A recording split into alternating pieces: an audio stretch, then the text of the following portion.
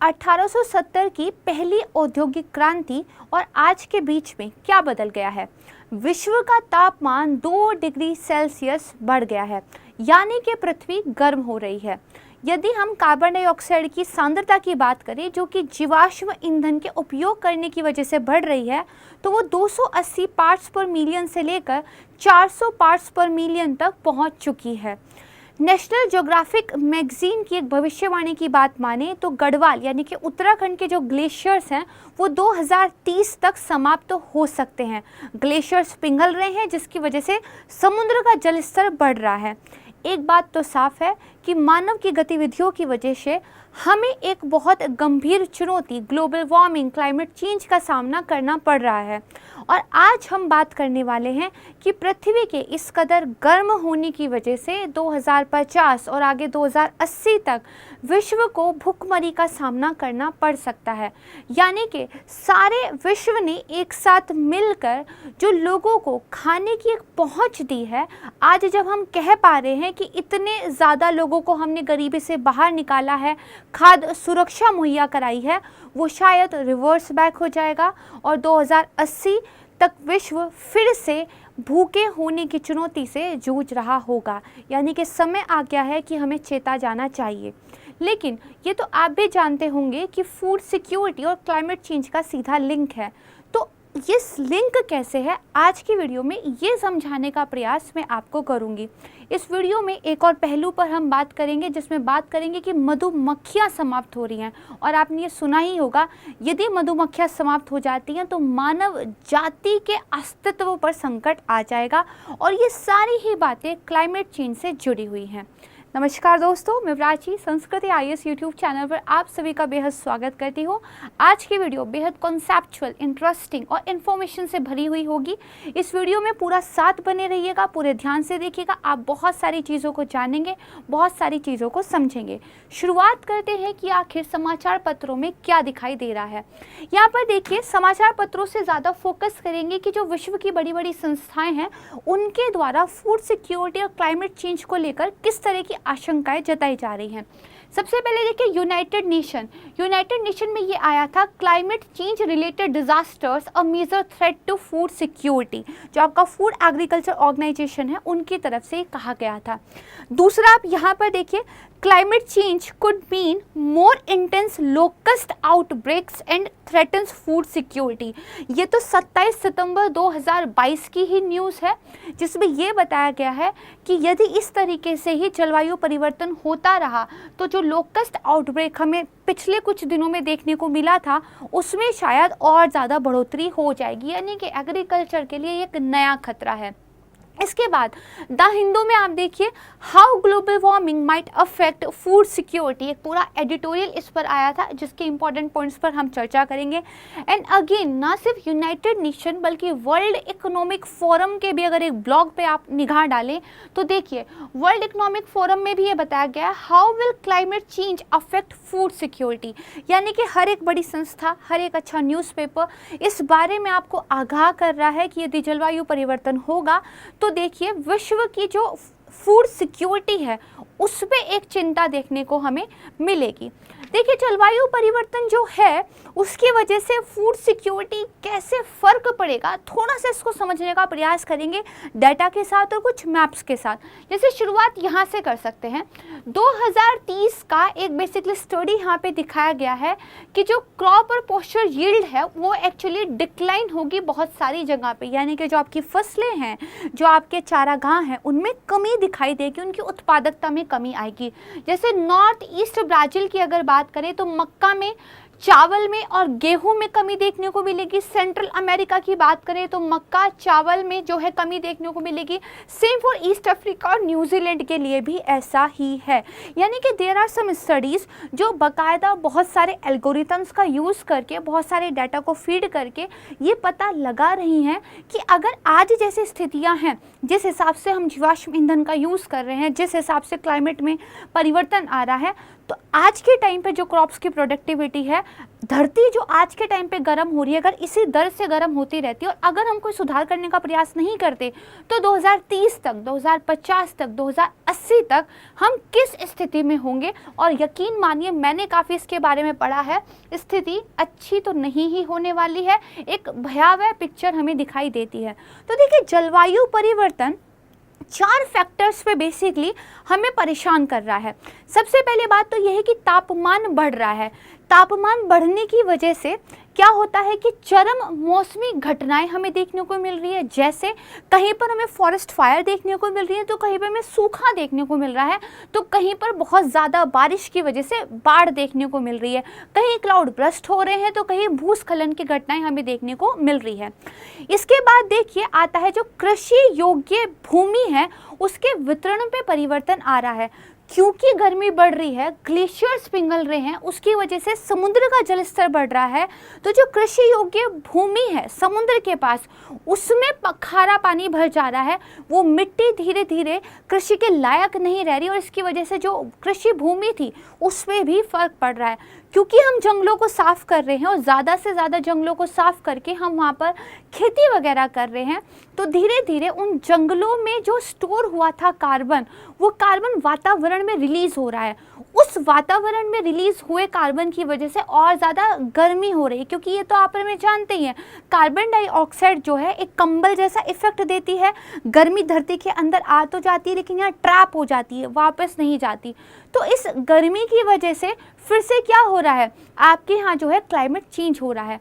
तीसरा जो तरीका है वो ये है कि जो मैंने आपको अभी बताया कि कार्बन डाइऑक्साइड के स्तर में वृद्धि हो रही है। ये सारी चीज़ें जो है आपस में लिंक्ड हैं। चौथा क्या है, ग्लेशियर्स पिघल रहे हैं, जिनकी वजह से कुछ टाइम के लिए तो बहुत ज़्यादा बहाव होगा नदियों में जो बहकर समुद्र में पहुंच जाएगा, लेकिन एक टाइम बाद जब ग्लेशियर्स ख़त्म होने लगेंगे तो सूखे की नौबत हमारे पास आ जाएगी। क्योंकि जो फ्रेश वाटर हमें धीरे धीरे मिलता था उसको हम एक साथ वेस्ट कर चुके हैं। अब इन थोड़े सारे फैक्टर्स पर थोड़ा थोड़ा बात करते हैं। जैसे उच्च तापमान, मैंने आपको कहा हाई टेम्परेचर जो है फसलों की प्रोडक्टिविटी को कम करता है। आपके मन में एक प्रश्न आना चाहिए, हाउ मैम, ये कैसे होगा? तो देखिए, जब तापमान बढ़ता है तो ये पौधे की कोशिकाओं की संरचना को बदल देता है, यानी कि जो सेल स्ट्रक्चर ऑफ प्लांट है उसमें हमें चेंज देखने को मिलते हैं। देखिए, जो बढ़ा हुआ तापमान होता है कुछ विशिष्ट फसलें ही उसको सहन कर पाती हैं। हर एक व्यक्ति का, हर एक पौधे का, हर एक जंतु का अपना एक अपर लिमिट है जहाँ तक वो हाई टेम्परेचर को सहन कर पाते हैं। जैसे अगर मैं बात करूँ अफ्रीका में, वहाँ पर अफ्रीका में और दक्षिण अमेरिका में जो फसलें हैं, जो पौधे हैं, वो उस सीमा पर पहुँच चुके हैं कि जहाँ वो हाई टेम्परेचर को भी सहन कर रहे हैं। अगर इससे ऊपर थोड़ा सा भी टेम्परेचर होता है तो उसका डायरेक्ट असर जो है पौधों की प्रोडक्टिविटी पर देखने को हमें मिलेगा। यानी कि अपनी तापमान सहनशीलता के करीब पहुंच चुकी है दुनिया, और अगर इस सहनशीलता से ऊपर अगर और तापमान बढ़ेगा तो जो है प्रॉब्लम्स दिखाई देंगी। दूसरा क्या होता है, तापमान में जब बदलाव होता है तो पौधों के बायोमास को वो बाधित करता है। बायोमास में ही तो एनर्जी स्टोर है, उसी को तो हम खा रहे हैं। जैसे गेहूँ क्या है, बायोमास ही तो है, उसको हम खाते हैं। इसमें देखिए प्रॉब्लम आएगी। दूसरा क्या होता है, ये परागण को बाधित करता है। देखिए, पौधे के बनने की, फैलने की एक प्रक्रिया होती है जिसमें बीज अंकुरित होता है, पौधा बनता है, मधुमक्खियों की द्वारा, इंसेक्ट्स के द्वारा उसका परागण होता है, तब वो दूर दूर तक जाता है और पूरी फसलें जो इस तरीके से तैयार होती है। लेकिन अगर परागण ही बाधित हो जाए तो धीरे धीरे क्या है, जो दूर दूर तक वो बीज फैल रहे थे, जिसकी वजह से अलग अलग जगह पर अलग अलग पेड़ पौधे में दिखाई देते थे, वो प्रक्रिया रुक जाएगी। इस पर हम थोड़ा विस्तार से भी चर्चा करेंगे।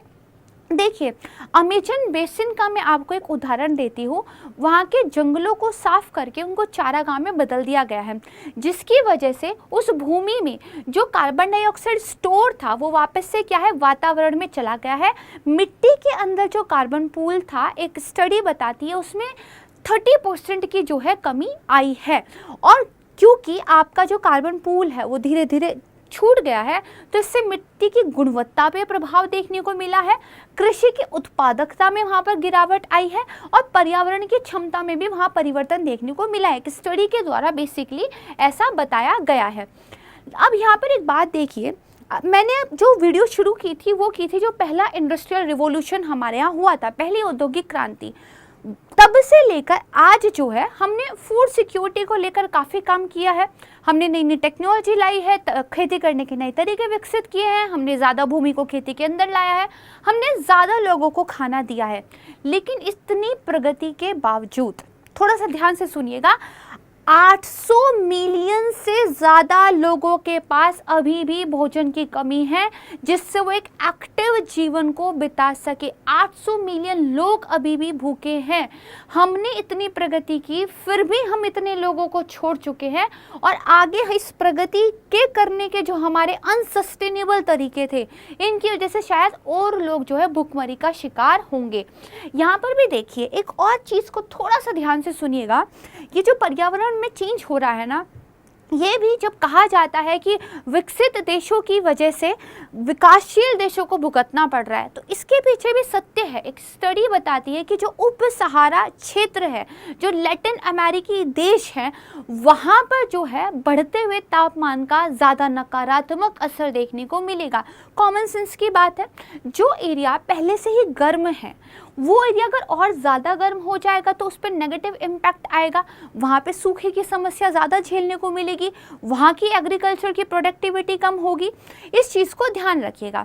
लेकिन अगर हम बात करें कि जो उत्तर पूर्वी यूरोप है और जो रूस जैसे उच्च अक्षांशों वाले देश हैं, वहाँ पर थोड़ा फ़ायदा शायद हो जाए, क्योंकि देखिए वहाँ क्या था, जो नॉर्थ अक्षांश थे वहाँ पे ठंडा एरिया था, ठंडे एरिया में पूरी बर्फ़ जमी हुई थी। जब वो बर्फ़ धीरे धीरे पिघल जाएगी तो नई भूमि मिलेगी, जब नई भूमि मिलेगी तो उस पर खेती होगी, और जब खेती होगी तो उन लोगों को तो फ़ायदा होगा।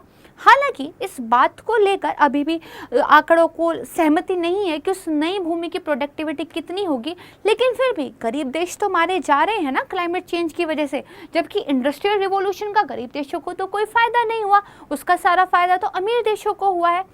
इसी तरीके से जो ठंडे इलाके थे, जो वो धीरे धीरे गर्म होंगे तो वहाँ पे हो सकता है फसलों की प्रोडक्टिविटी भी बढ़े, क्योंकि देखिए टेम्परेचर जो होता है ना वो फसलों को ग्रो करने में हेल्प करता है, लेकिन एक लिमिट से ज़्यादा जब हो जाए तो उसके स्ट्रक्चर में भी चेंज कर देता है। जैसे मैं आपको एक एग्जाम्पल के द्वारा समझाती हूँ, अगेन एक स्टडी का मैं रेफरेंस यहाँ पे लूँगी। ब्राज़ील में मॉडलिंग की गई थी एक, बेसिकली उस मॉडलिंग के आंकड़ों के आधार पर यह पाया गया कि तापमान और वर्षा में जो परिवर्तन हो रहा है उसकी वजह से सोयाबीन का उत्पादन तो बढ़ सकता है, लेकिन 2050 तक गेहूं और मक्का का उत्पादन घट जाएगा। तो यहाँ पे भी देखिए रीज़न के अगर अकॉर्डिंग आप देखें, फसलों के अकॉर्डिंग आप देखें तो रिजल्ट्स अलग अलग देखने को मिलेंगे। लेकिन अगर अफ्रीका की बात करें, लैटिन अमेरिका की बात करें, एशिया की बात करें, ये वो रीजंस हैं जिनको क्लाइमेट चेंज के ज़्यादा बुरे परिणाम जो है झेलने को मिलेंगे। इन चीज़ों को थोड़ा सा ध्यान रखिएगा। इसके बाद देखिए, जब कार्बन डाइऑक्साइड ज़्यादा होती है तो कहा जाता है फसलों की ग्रोथ में थोड़ी वृद्धि होती है। कैसे? देखिए, कार्बन डाइऑक्साइड को पौधे लेते हैं, अपना भोजन बनाते हैं, ग्लूकोज बनता है, ज़्यादा कार्बन डाइऑक्साइड ज़्यादा भोजन, लेकिन इसकी वजह से पौधों की नाइट्रोजन को संग्रहित करने की क्षमता कम हो जाती है।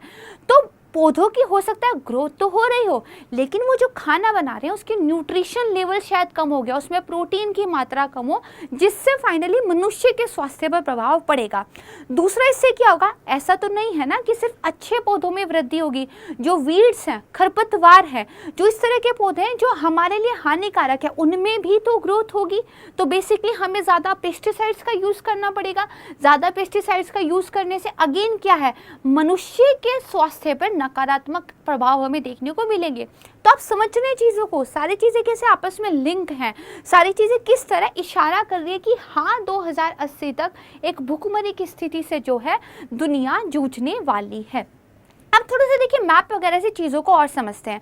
2050 तक किचन में दिखेगा जलवायु परिवर्तन का भारी संकट। क्यों दिखेगा? Now you know the answer. मैंने चीज़ों को एक्सप्लेन कर दिया है। अब यहाँ पे देखिए, क्लाइमेट चेंज और फूड इनसिक्योरिटी आज के टाइम पे क्या है, प्रेजेंट डे का ये मैप है। तो जितना डार्क कलर का कोई एरिया आपको दिख रहा है मतलब वहाँ पे स्थिति इतनी गंभीर है, जितना हल्का दिख रहा है मतलब स्थिति वहाँ पे ठीक है। तो आप अगेन यहाँ पे देखिए, लैटिन अमेरिकी देश जो है, अफ्रीका का सबसे ज़्यादा बुरा हाल है, इवन इंडिया में भी देखिए। और ये वाला जो एरिया है यहाँ पर क्या है, आपको ज़्यादा प्रॉब्लम्स देखने को मिल रही हैं। अब मैं इसको अगर 2050 में ले जाऊँ, अगर सेम हालात रहे तो देखिए इंडिया जो कि लाइट कलर का दिख रहा था वो डार्क कलर का हो गया, अफ्रीका जो कहीं कहीं पे लाइट था वो लगभग पूरा डार्क हो गया, यहाँ पे भी चीज़ें डार्क हुई है। यानी कि अगर स्थिति सेम रहती है तो एक मॉडल के द्वारा हमने फाइंड आउट किया है कि देखिए चीज़ें क्या है, ज़्यादा खराब हो रही हैं। अगेन यहाँ पे आप इंडिया पे फोकस कीजिए, इंडिया का कलर देखिए एंड यहाँ पे आप इंडिया का कलर देखिए। Dark colours means more food insecurity, ठीक है, इस चीज़ को ध्यान रखिएगा। अब इसी चीज़ को मैं आगे ले जाती हूँ, 2080 में ले जाती हूँ। अब आप इंडिया का फिर से कलर देखिए, अफ्रीका को देखिए, ये वाला एरिया देखिए। अच्छा आपने एक चीज़ ध्यान दिए, इस एरिया पे कुछ खास फर्क नहीं है, क्योंकि मैंने आपको क्या बताया, ठंडे जो इलाके हैं उनको शायद कुछ बेनिफिट ही देखने को मिले। तो 2080 तक ये हालात हो सकते हैं, इस चीज़ को थोड़ा सा समझिएगा। अब देखिए भारत के संदर्भ में बात करते हैं। भारत में जो ग्राउंड वाटर लेवल है इंडिया का, वो देखिए किस कदर कम हो रहा है। जो येलो कलर का एरिया है वहाँ पे ग्राउंड वाटर लेवल जो है हाई है, लेकिन जहाँ पे डार्क हो जाएगा वहाँ पे ग्राउंड वाटर लेवल लो है। तो आप देखिए ये वाला जो एरिया है बीच बीच में, ये जो एरिया है, ये एक जो एरिया है, यहाँ कुछ एरियाज है, यहाँ पे क्या है, ऑलरेडी ग्राउंड वाटर में क्या है, कमी देखने को मिल रही है। और भारत की जो एग्रीकल्चर है जो मानसून पे बहुत ज़्यादा निर्भर है, और क्लाइमेट चेंज की वजह से मानसून अनप्रेडिक्टेबल होता जा रहा है, तो हम ग्राउंड वाटर पर ज़्यादा निर्भर कर रहे हैं। ग्राउंड वाटर धीरे धीरे खत्म होता जा रहा है, तो फिर आगे क्या होगा, आप पानी कहाँ से लाएंगे? तो ये वाली चीज़ है। दूसरे मैप से हम ये समझते हैं कि भारत के किस किस हिस्से में जलवायु परिवर्तन की वजह से एग्रीकल्चर पे ज़्यादा फर्क पड़ेगा। अगेन जो ग्रीन कलर के एरियाज आपको दिख रहे हैं वहाँ पे वेरी लो जो है इम्पैक्ट दिखाई देगा, जो डार्क कलर है वो हाई इम्पैक्ट दिखाई देगा। ग्राउंड वाटर लेवल की परिस्थिति यहाँ पे ज़्यादा खराब थी, क्लाइमेट पे भी देखिए, क्लाइमेट की वजह से एग्रीकल्चर पे भी यहाँ क्या है, आपको स्थिति खराब दिखाई देगी। अगेन कुछ कुछ एरियाज आप देखिए तो चीज़ें खराब हैं। दूसरा देखिए, जैसा मैंने आपको बताया कि जैसे जैसे क्लाइमेट में चेंज होगा, एग्रीकल्चर की प्रोडक्टिविटी गिरेगी, कार्बन डाइऑक्साइड की सांद्रता बढ़ेगी, तो फसलों का न्यूट्रिशन लेवल कम होगा।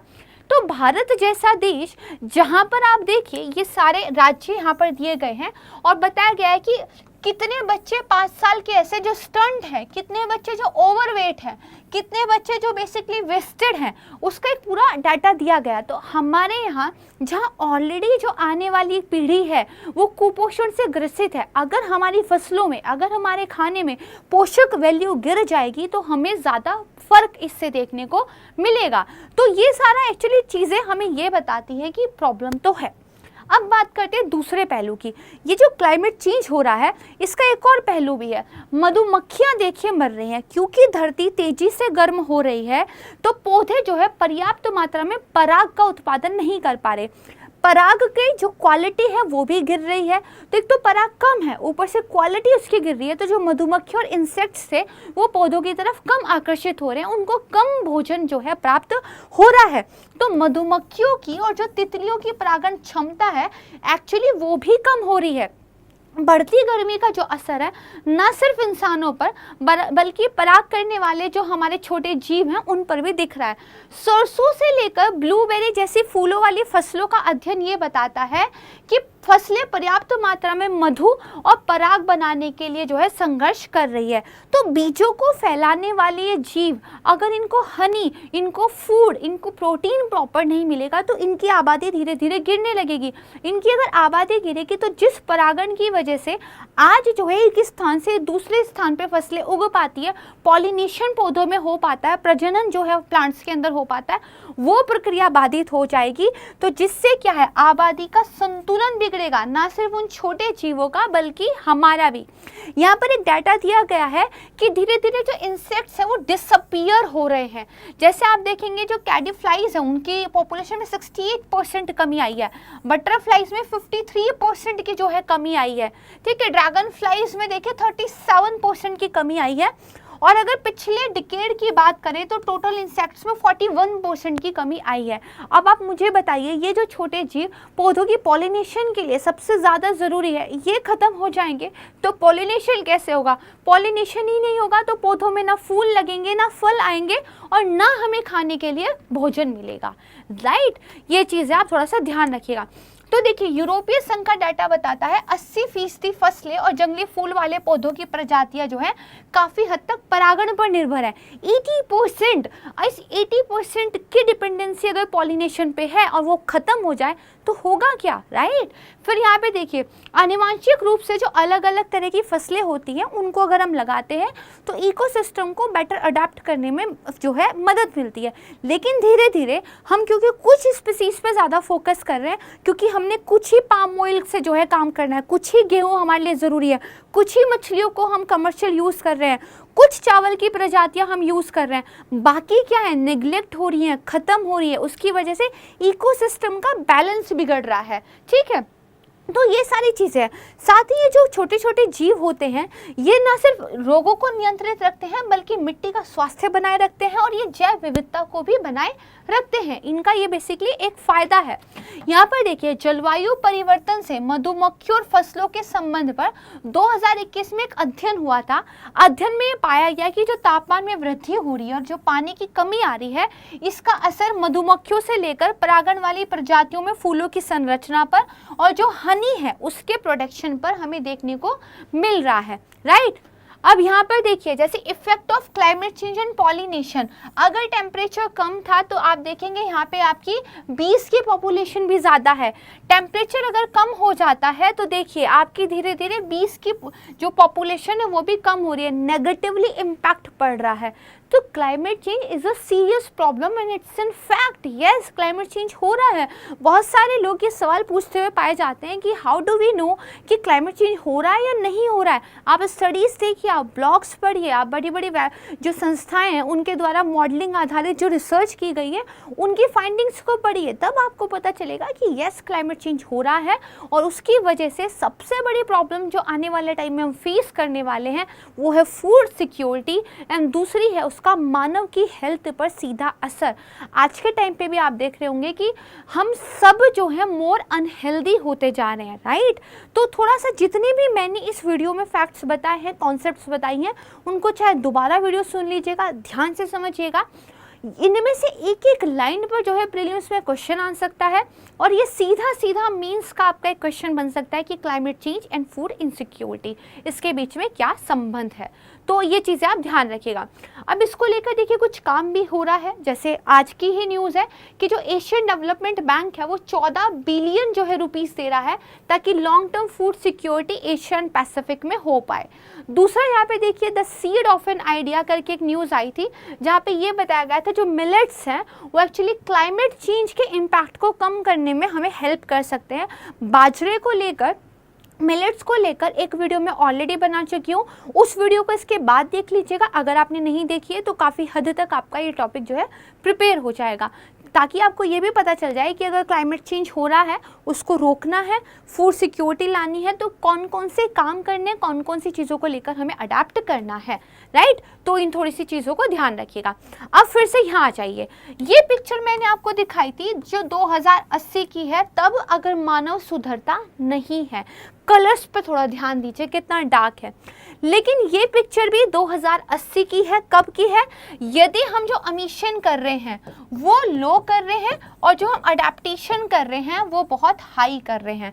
अगर हम ऐसा करते हैं तो 2080 तक हम इस हालत में हो सकते हैं, अदरवाइज तो ये हालत बहुत दूर नहीं है, राइट। तो इन दो पिक्चर्स के कंपैरिजन से आप जो है चीज़ों को समझ सकते हैं, राइट।